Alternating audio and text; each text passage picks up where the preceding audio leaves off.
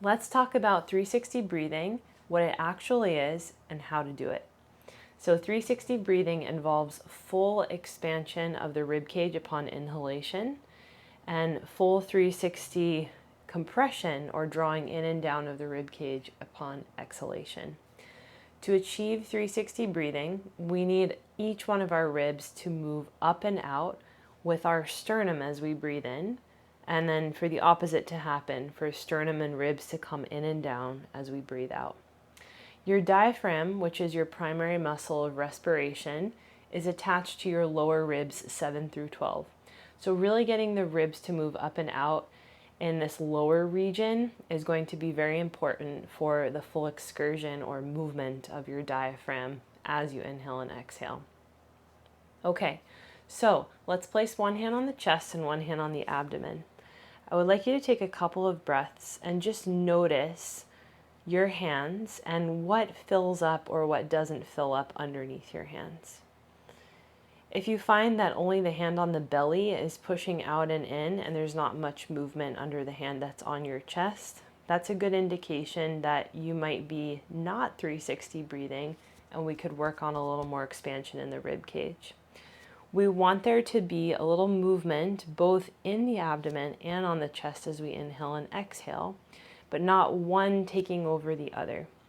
So another important thing to note here with 360 breathing is that it's not neck and shoulder accessory breathing, muscle breathing, right? We want to keep the neck and shoulders relatively quiet as we send our breath down and wide into the rib basket. Okay, to try this, we're going to bring now our hands to that lower rib area. Try to wrap your thumbs around toward your side and back ribs so you really get a feel there with your thumbs. And then just have your other fingers in the front lower ribs here pretty receptive.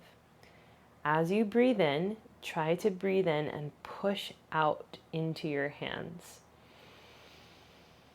Feel the ribs inflate front, side, and back. And then as you exhale, invite the opposite to happen. Feel the ribs draw in and down, almost away from your hands. Try this a couple of times. And as you're breathing, again, just be mindful that your neck and shoulders are not starting to rise or bunch up or tighten, but really keep your upper half quiet as you fill up and out into your hands.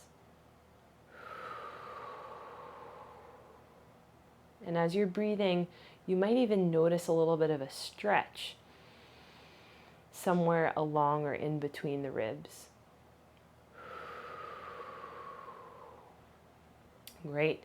If it's difficult still to notice or feel this with your hands, you could always grab something like a band and tie that around your rib basket and use that as a little extra external feedback for how your ribs can move out and into the prop and then in and down away from the prop. Okay, I often teach this when I'm teaching group classes or to my clients one-on-one.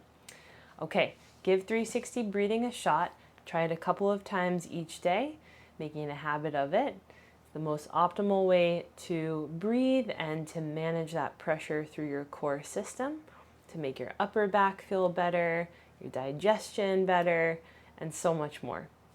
Thanks for tuning in.